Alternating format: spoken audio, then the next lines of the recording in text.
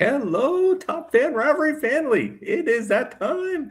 Yes, that's Jackson. I'm Bill. It's time for the weekly review. Jackson, how the heck are you, man? I'm doing okay. Just okay. I'll get into it in a minute. but yeah, it's been really rainy here in Pennsylvania and I yearn for the 70 degrees that we'll taste on Monday. Yearn.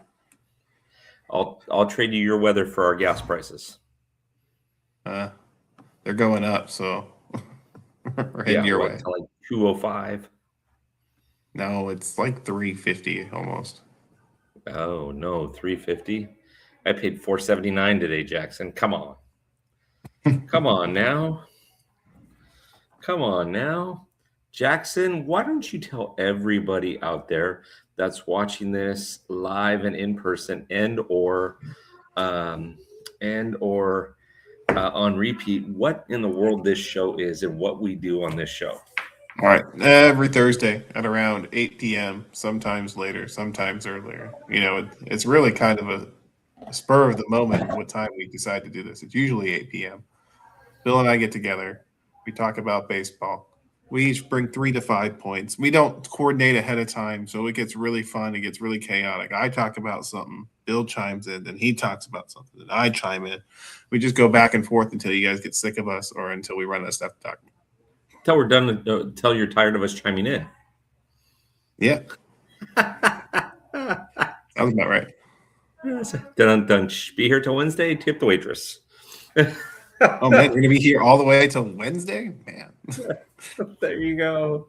Well, we want to start out. We always want to mention our corporate sponsors. We couldn't do this stuff without corporate sponsors. We want to thank Brianne Walker, who is a bookkeeper. She is an absolutely fantastic individual, does great bookkeeping. If you're looking for a bookkeeper in the Southern California area, please reach out to Brianne Walker. And if you're looking for Mary Kay products, ladies out there, and you don't have a Mary Kay consultant, go to the topfanrivalry.com website. You'll see Jean Gibson listed there.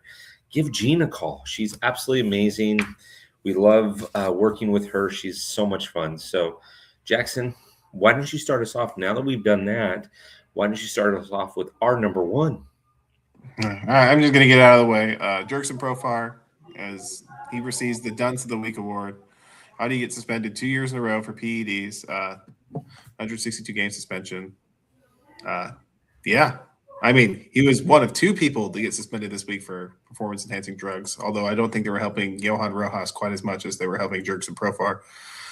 But it's debatable whether this is a blow for the Braves. It kind of gives them a little bit more roster flexibility, maybe some money to spend on pitching. I don't know, but all I know is that Team Curacao is probably not a dark horse for the World Baseball Classic anymore. Not at all. It's got to feel bad. One of the leaders, the top guys on your team, gets pinged 2 years in a row. It's not a good look for him. Former top prospect, a guy that everyone thought had made an adjustment at the age of 31. Turns out he was just cheating the whole time. So Yeah. it just sucks, because you wanted to root for the guy. You thought he'd finally figured it out in his prime, and guess not. And it didn't work out. Yeah, I feel bad for him. It's not a good look for him. It's not a good look overall for sure. So I'm not very happy about that. But again, I mean, now you're definitely out of the hall. Not that he was putting together a Hall of Fame career, but he's definitely out of the hall and a lot of things. So anyways, yeah, I wasn't going to bring that up because I figured you were. I got a text message from our good friend Brian Thrower, and he was telling me all about it, and it was rough, let me tell you. So friend of the show, Thomas Brown, our friend at 755 Chop Talk on Instagram, if you guys want to go follow him. We were talking about it this week, and it's it almost seems like his career in Major League Baseball might be over. I don't think anyone would really want getting popped consecutive years like that. I'm sure some team might kick the minor league tires, but I think the Braves are going to cut him as soon as the suspension's over, and they can. Yeah. Honestly, I would. I mean, if you think about it, Jackson. If you're an owner of a baseball team, and your guy just got suspended last season, and now he's getting suspended again this season, you can't stay on the field. They can't pay you. Period. right? And luckily, the Braves don't have to pay him. Yeah. That's a good thing. But after hearing the teammates kind of rally around him the second half of last year, it could have been something. Maybe you get popped for one drug test, it could be an accident. So some of the supplements these guys take, but consecutive years definitely removes all the doubt and definitely destroys any goodwill you had with your teammates. They're no longer like, oh, it could have been an accident. They're like, oh, really, dude? Oh my gosh. Philip just said that's a stylish hat. And I said, thanks, Philip.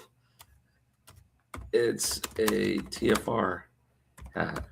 Well, I don't think he's talking about your hat. I know. I'm just gonna mess with him a little bit because it's worth it. Food and Fitted is a guy named Philip. He is a great fan. He's a locker room member. There's a lot of fun stuff that he's going to get this year that I'm not going to say online because I don't want to spoil some surprises. But we've got some great things planned for him this year. Okay, Jackson, you got it out of the way. I wasn't going to do it to you. I was being nice, right? You're welcome, Jackson. Thank you. But so the MLB did a 9-tier ranking. I don't know if you saw this. It was on their website today. Did you see this at all? Don't look it up, Jackson. Don't look it up because I'm going to ask you a question on it. All right. Did you see it or not? A 9-tier ranking? Probably not. No, I had a really long day at work. I was doing some fun stuff I'll have to tell you about offline. Okay. Kidding. Philip, I love Philip's comments. That this guy's got. I did see it down there in the corner. He brings the comedy. I love it. So they did a 9-tier ranking. There was only one team that they ranked at the top, and there were 2 teams that they ranked at the bottom. Do you want to guess what those teams were, Jackson? The 2 teams at the bottom? Yep. My guess would be Colorado and Washington. Nope. I guess it depends on what the ranking is, but that's my guess. So their number 1 ranking, they only had one team on the number 1 ranking. That was America's team, the Los Angeles Dodgers. And then at the bottom, they had the Angels and the Twins. The teams that they put number 2, and you'll have to read the article to see their tier system, Jackson, because it's a little willy wonky, but they had 7 teams in the second tier, and that was Toronto, Seattle, the Cubs, Phillies, Boston, Detroit, and the Yankees. So when you kind of understand where they're going with that, I mean, right there you have 8 teams out of 30 in the first 2 tiers, and in the 9th tier you have 2 teams. So it's kind of interesting to see the way that it plays out. But yeah, it was an interesting article, Jackson. I would strongly encourage you to watch it or read it. It is on it's on their homepage. If you were going to rank teams, though, would you rank those 2 teams at the bottom? No, like I said, I think Colorado and Washington are the 2 worst teams. Colorado, on prospect type alone could probably be ahead, but I think the Washington Nationals are going to be the worst team in baseball. Their rotation's atrocious. Their bullpen's atrocious. They have like 1 good position player. Well, and it's James Woods. And the thing is, they traded Mackenzie Gore, so it's like, what's their trajectory? What are they trying to do? Nobody really knows, Yeah, see, and this is where I disagree. X gets the square a little bit here, because James Woods is good, but so is Dylan Cruz. When Dylan Cruz comes back healthy, he is very talented. They've got some young talent over there in Washington. It's just a matter of can they use it? And I mean, like you say, their pitching and their bullpen and their starting rotation are just absolutely horrendous. I'm not gonna disagree with you there. This team they're guaranteed to lose. Let me knock on wood not to jinx it because I know how the world works, but I think they're going to lose at least 110 games. You think so? I think so. In the division they play in, they're going to be hard pressed to win games against the Mets, Atlanta, Philadelphia, and the Marlins, who are a solid team as well. They're just going to get beat up in the division. I don't think they're good enough to really contend. I think they're heads and shoulders worse than pretty much every other team in the National League. Yeah, and see, And see, there's not a lot of household names on. I mean, they got CJ Abram, they got James Wood, and they've got Dylan Cruz, which are going to play well for you. I mean, they do have a couple of others that could have some breakout years, but they got a lot of young guys on this team, including Kimber Ruiz at behind the dish. So, are they going to lose 110 games? Probably not. Are they going to lose 100 games? I don't know. But they do play in a very difficult division, so I'm not gonna lie to you. Yeah, and they play in the infinitely better National League, where where the only real bad teams in the National League are probably the Cardinals, are probably going to be bad on purpose. The Rockies and the Nationals. I think every other team in the National League is probably like decent to good. It's interesting that you said that, because I don't know that I disagree or agree with you there, but that's a bold statement, and I'm not gonna undercut it. I can see pretty much any other National League team, making a run at the playoffs, but like those three teams are just bad, Yeah. No, I could listen. I'm with you, Jackson. I get it. All right, Jackson, what you got for number two? Number two, let's talk about the World Baseball Classic, which just started. The thing I want to highlight is they opened up the Tokyo Dome for extra seating, which they did not do at the last World Baseball Classic because there was no interest. You want to talk about the hype baseball is generating worldwide. They had 40,000 fans at the Taiwan-Australia game, which is excellent for baseball. Japan is crazy for it. I don't know if anyone saw any of the videos of them chasing the Japanese national baseball team around Japan. But it's pretty fun. I think this tournament's going to be really good. I know we're just starting out with, Pool A out in Japan because, they got to fly all the way over here for the later stages of the tournament. But we've had some pretty good games so far. Australia played a nice game, got a 3-0 win. And then Taiwan beat the Czech Republic, I think, was the other one. And then Korea beat the Czech Republic, excuse me. And then, tomorrow we get the fun stuff, Japan versus, Chinese Taipei, Cuba, Panama. We get some fun games. You got to pay extra for that, Cotton. But we get the fun stuff tomorrow. Yeah, we get a full slate tomorrow. You got guys like Yamamoto pitching, Seth Lugo's pitching for Puerto Rico. That could be pretty fun. Logan Webb's on the mound for Team USA. So might be some good pitching tomorrow. Just a thought. But yeah, I'm excited for the World Baseball Classic. I know everyone's just kind of holding out for the later stages, but I kind of mentioned it last week. It's a shame that Skubal isn't pitching past Great Britain in the pool play games, but I think it's fun that teams are starting to, bring all their best guys when they can, because I think it just makes it more fun. And I'm sure it's way more fun than spring training. I'll tell you that. Yeah, no, I would agree. Players. Yeah, no, I would agree. I would agree with that. Way more fun. Okay, Jackson, I'm going to bring up something I brought up last week. As far as records don't matter in spring training, right? This is my number two. Records don't matter. The only thing that they indicate to me is where your farm system is, where your development program is, right? That's all it indicates to me. That being said, do you know who the two worst teams in baseball are, spring training record? This is going to shock you. Well, since I just opened it up before you said it, I saw. But yeah, it's Toronto and Seattle, which is surprising. Yeah, yes. Toronto's 2-8 and Seattle's 3-9. This is the ALCS last year, the matchup in the ALCS. And, that doesn't mean anything. It just, maybe it's a slow spring. Maybe some guys are hurt, whatever. Does it tell a story? It might. It's not.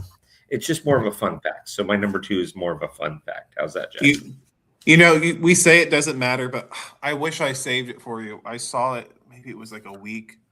Like maybe it was after the last weekly review. Somebody plotted the spring training record of like the last 15 World Series winners, and they all played 600 ball or better in spring training. Okay. So record doesn't matter, but it does. I'll have to get that for you. That might be one of those correlation does not equal causation kind of things, where it's just What a nice coincidence.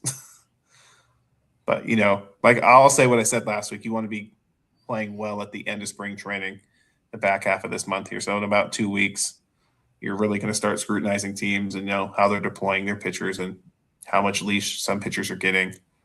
To mention Toronto, guys like Trey Savage, there's a report he's not going to be stretched out for opening day, which kind of seems not a good look for Toronto. You want to have your best pitchers ready to go by the time the season starts. But I get some guys take longer to ramp up than others. He's another guy. Carlos Estevez is throwing like 88 miles an hour for Kansas City. And people are like, oh my gosh, is his arm shot? No, he does this every year. He'll be throwing like 97 in like 2.5 weeks. Don't know how he does it. It's just how he goes. Well, it's because his arm hasn't gotten 1.21 gigawatts of electricity yet. Once it does, it goes from 88 miles an hour up to 97, right? Yeah, I'm sure the most workout it got all off season was sipping cocktails on the beach. So it's got to wake up a bit. There you go. Jackson, I'm so excited at the end of this episode, everybody. So for you that are new to this or that are watching it on repeat, Jackson, I do this every week with some rare exceptions, usually 8 p.m. Eastern, 5 p.m. Pacific, right here live on YouTube, X, and Facebook, the Top Fan Rivalry Counts. And Jackson, I'm actually working on getting guest spots where you can come in as a guest and we'll run on your X as well or whatnot. But at the end of it, we always play a thing called Stump Jackson. But tonight, I've got some unique facts where I'm going to stump Jackson after our honorable mentions. And I think, Jackson, I can get you on 2 or 3 of these. I think I can get you on 2 or 3 of these, but we don't call him the Top Fan Stats guy for nothing. So, Jackson, what do you got for number 3? What's your number 3? You talked about the WBC. You talked about your good friend Jackson Profile. Now what you got? All right. I have my comeback player of the year selected. Oh. I may be overreacting, but guys, Mike Trout's back. Mike Trout, sprint speed is back at elite. They measured him running at elite speed in spring training. I think Trout finally bounces back. Full-time DH. They might let him run again a little bit. I think this is the year for Mike Trout to play, his last really great season and then just kind of taper off with some good seasons. I don't want to alarm anyone, but he was running 29.9 miles an hour, which if you look on StatCast would have been good enough for, like the 10th fastest player in baseball. Faster than guys like Corbin Carroll. So that's really fast. So I'm excited. I want a full season of Mike Trout healthy because I want to snag him in the 15th round of fantasy baseball and watch him carry my team to the promised land. Now, is that the fantasy baseball league that we're doing in Top Fan Rivalry? Yes, it is. All right. So I better not see you poking around in the 14th round of that Mike Trout pick, You never know. You never know, right? You never know. Love it. I hope that he's good. I feel so bad for him. I mean, when your owner comes out and says winning's not even my top 5 priorities, that hurts. I mean, the first thing I thought when I heard that was how does Mike Trout feel? Right? How does Mike Trout feel? If his body can hold up, it feels kind of like a revenge season to kind of, to keep it PG, to give Artie Moreno the middle finger. And I'm here for it. Like if Trout were to drop like a 40 home run, 30 stolen base season, be like, oh, winning's not a priority, and carry the Angels, to do something. It would feel nice, wouldn't it? Yeah, no, I get it. Jackson, I'm going to surprise you with my number 3 because I'm not going to talk about a comeback player, but I'm going to talk about a player who's really, really good, but his team gets overshadowed a lot. But I think they're actually a pretty good ball club. It will be determined upon how much they can pitch, though. Are you ready for this? Yes. This guy is currently batting .647. That's not a misstatement or a typo. He's currently batting .647 with 4 home runs, 11 RBIs, and 11 hits this season so far. And that's Mr. Matt McLain over in Cincinnati. This kid is a really good ball player, but we don't talk about him enough because when you talk about Cincinnati, you talk about Ellie De La Cruz, you talk about Hunter Green, you talk about some of the names that are already there. You don't talk about guys like, I wish we did talk about guys like Matt McLain better, but the guy's hitting 646 in spring training. Now, again, you take that with a grain of salt. It's like being in high school, right? When a guy hits 646 in high school or 647 in high school, you look and you go, well, what kind of pitching is he facing? So he might be facing a bunch of single A and double A guys, but it still doesn't change the fact that he's got 11 hits this spring, 11 RBIs, and he's gone deep 4 times. Look, I don't care who you are. Baseball's hard. Hitting 647 against, the guys in single, double A, triple A, they're all professionals too. So, it's not like we don't see guys jump from single A to the major leagues or from double A to the major leagues in the course of the season. Like, some of these guys are pretty good. I think Matt McLain is an excellent, sleeper pick for you, Bill. He can play all over the place. I think him going down last year really impacted the Reds when they needed it the most. And I think if the Reds lineup can stay healthy, they might be a sneaky NL Central pick. They could be a very sneaky. They could be a very sneaky NL West pick. Honestly, NL West. What year is it? I mean NL Central. I'm sorry, when I said NL West. I just redid the boundaries again, like putting the freaking Braves in the NL West. Right? Remember those good old days, Jackson? Yeah, because that one made sense. Exactly. It wouldn't have made sense to put a team in the middle of the country in the Western Division. Exactly. It wouldn't make sense at all, right? Why would we do that? Why would we do that? All right, Jackson, explain the honorable mentions and explain your honorable mentions tonight. We're just flying through this thing tonight, but yeah, I want to get to the stump you part. So, all right, I'm excited about this. My honorable mentions about a team. What is an honorable mention? Why do we do honorable mentions in the show? Honorable mentions are the ones that didn't quite make our bullet points, or ones that we thought somebody else was going to talk about and they didn't. That's probably the more common honorable mention, or they're not really that big of a talking point. But anyways, after we give our 3 or 5, we're doing 3 tonight. We toss out the honorable mentions, and we just keep them short and sweet. So my honorable mention is the Kansas City Royals made a move. Nobody panic. They got Starling Marte. Will it save the Royals offense? Probably not. And I'll just leave it at that. Everybody breathe. It's okay. It's going to be okay. They did sign an outfielder. I'll give them credit for that. Have they spent money anywhere else? Absolutely not. So, yeah, 100%. 100%. Honorable mentions. You already mentioned the WBC starting. Ladies and gentlemen, the Padres made a huge move. They literally just signed somebody this week. In fact, 4 days ago, that is going to save their life, right? They signed Alex Verdugo to a minor league contract. hey, the number of swag and chains in San Diego it went up exponentially. Exponentially, exactly. But if you want a top fan stats guy stat, Alex Verdugo was the worst hitting everyday player in Major League Baseball last year. Wow. Ask me how I know that, because he was on my team. I got to live it. I got to live the real stuff. Yeah, if he wasn't the worst. No, he wasn't the worst. Nick Allen was the worst. He was also on my team. But yeah, Verdugo was up there. Not good. So that's awesome. I hope he hits better for San Diego's sake. That's all I'm going to say. So just want to remind everybody, you can go to topfanrivalry.com. Corporate sponsors are there. Gene Gibson, Mary Kay. If you're looking for Mary Kay, she's your gal. If you're looking for a bookkeeper in Southern California, Brianne Walker. We love these people. They are great people. They do great things. All right, Jackson, let's get to the Stump Jackson part. Okay, Jackson, name me an MLB pitcher who had 92% of his games that he started, he completed. 92%? Mm-hmm. Well, there could be a lot of guys like that, because back in the day, they would just complete games for fun. My guess Is he a Hall of Famer? Can I ask for a hint Yes. like that? Okay, that narrows it down a little bit.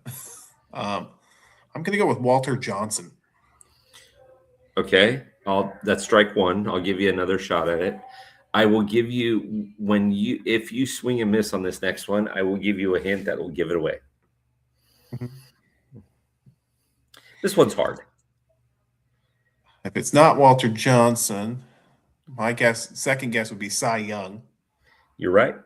Okay. Cy Young completed 92% of the games he started. Now, granted, back then a bullpen wasn't really a thing, but I mean, 92%, that's a lot of games started. Yeah, you went to the bullpen when your starter couldn't get out of the third inning. That's what it was for. Exactly. I mean, in 1892, he was 36-12 with an ERA of 193. And that year he had 48 complete games. So every single game that he started that year, he completed. He pitched 453 innings that year. So my initial thought was Cy Young, but I thought you were going to trick me and go with something less obvious. That's why I went with the Walter Johnson pick. But I should, I got to stick with my gut. But those were the two guys that popped up. That's fair enough. Okay, Jackson, this is a very interesting stat. There is an MLB player who played for 21 years, and he accumulated more walks in his career than one entire team.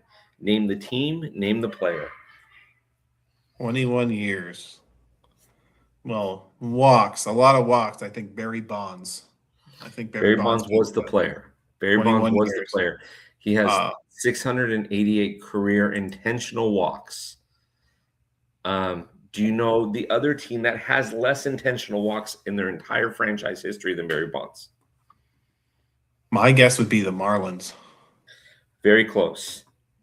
Go north just a little bit. Was it the Rays? Yeah. 685. I was going to say the other expansion team. There you go.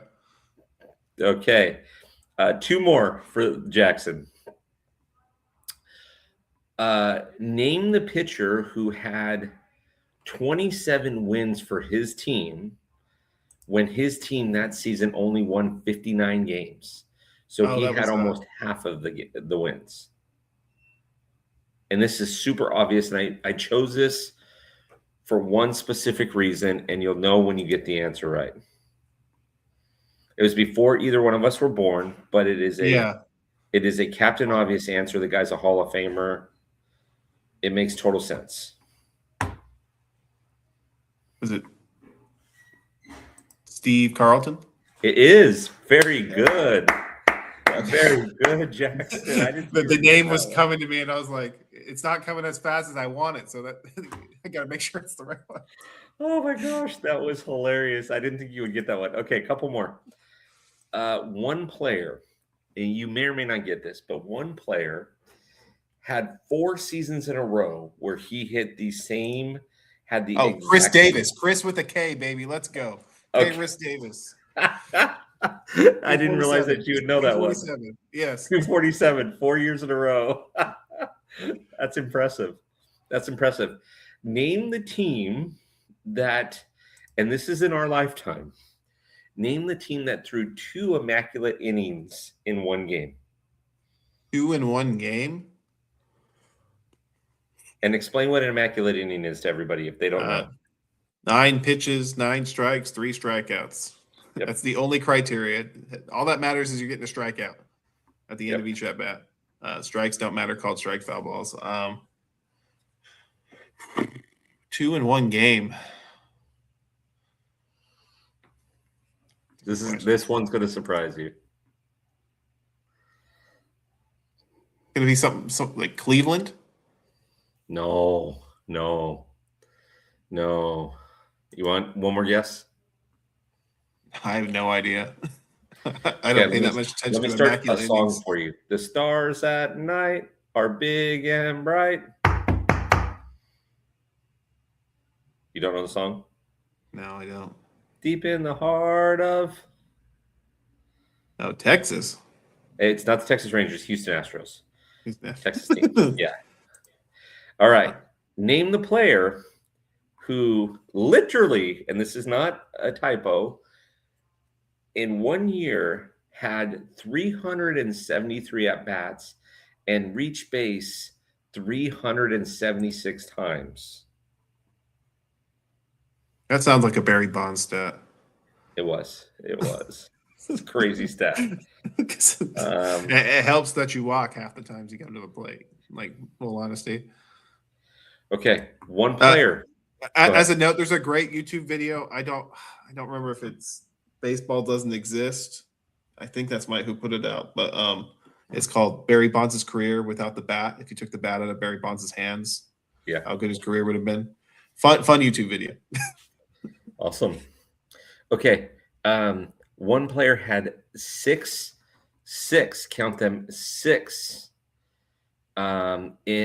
6 grand slams in a season. Who was that player? 6 grand slams in this season. Oh, in our lifetime. And then he didn't have any for the rest of his career.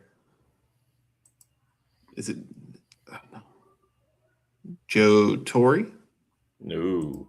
No. No. Let me put it to you this way: you will see him a lot this year. If you go to games this year, you'll see him a lot this year.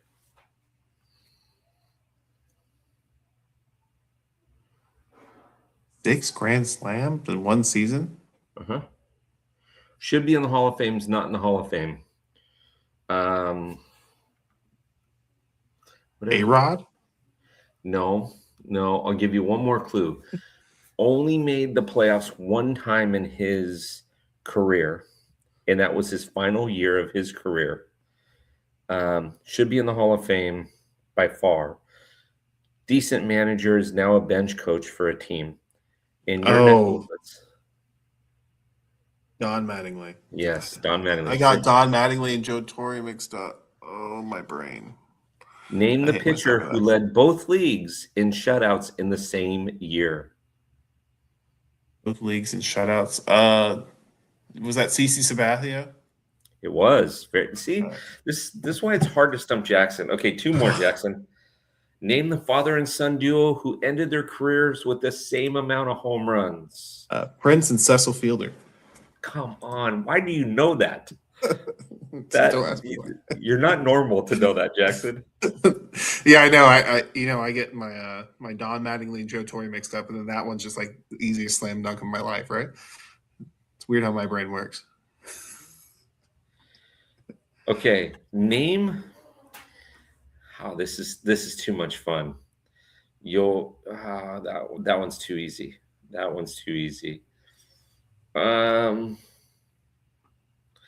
Name the pitcher who had a +5 ERA in both his first season and his last season, and is in the Hall of Fame. 5 ERA first and last season.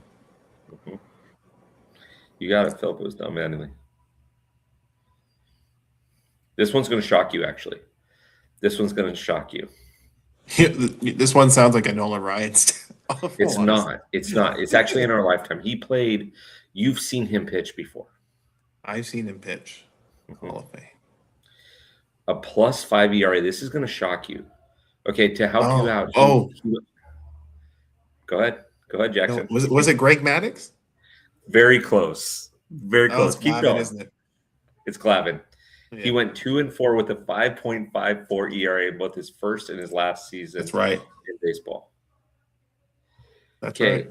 Name the pitcher. Now, this is in your lifetime, Jackson, that has faced almost 9% of all the major league batters ever. Oh, that one's Nolan Ryan. Nope. No? Oh, that's Jamie Moyer. It is. The other old guy. It is. 8.9. The guy pitched for like 900 years. So, I think Jamie Moyer was teammates with Cy Young. Let's see. Do you know the only player in baseball history to have over 200 hits 10 consecutive seasons in a row? That's Ichiro Suzuki, right? It is. See, this is why we call Jackson this top fan. Tell me you're not enjoying this, Jackson. It's making you think. It is making me think.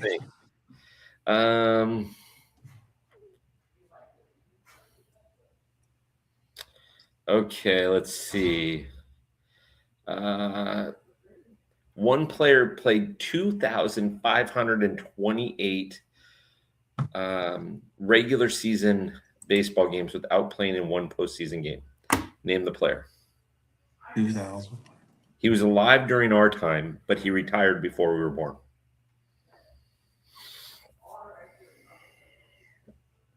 He has a very famous catchphrase. I wonder if Philip knows this. He has a very famous catchphrase. All those games now posted. Very famous catchphrase. Oh, it's Tim Salmon. No. No? Oh. No. Let's play two. Ernie Banks. Ernie Banks. Oh. He played for a lot of really bad Cubs teams. Okay, name the only two players, and this is during our time, Jackson, that each hit their 300th career home run back-to-back. Back-to-back. 300 career home runs. This one's going to surprise you when you hear it.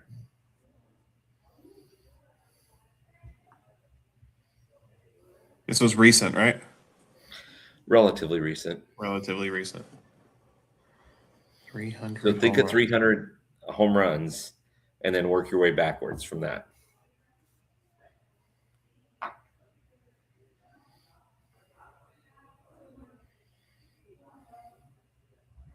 No, they weren't teammates.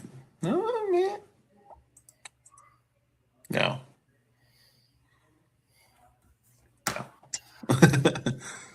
Did I stump you on that one? Is one of them Andrew McCutchen? Nope. No. Okay. No, good guess because I know where you were going with that, but no. No. They played in Chicago. Let's just put it that way. Chicago. Yeah, no. Jermaine Dye and Paul Konerko. Oh, Konerko. That's right. It's kind of tricky because... Oh, Jermaine Dye. That's a name I haven't heard in a while. Exactly. All right. So the most important question I'm going to ask Jackson, and then we're going to wrap this up, everybody. In this, in our Top Fan Rivalry community, we like to play a game called Start One, Bench One, Cut One. Jackson, I'm going to give you a Start One, Bench One, Cut One. Are you ready? This was asked last night on Leslie's show. Are you ready? Yes. Lou Brown, Morris Buttermaker, Jimmy Dugan. Start one, bench one, cut one.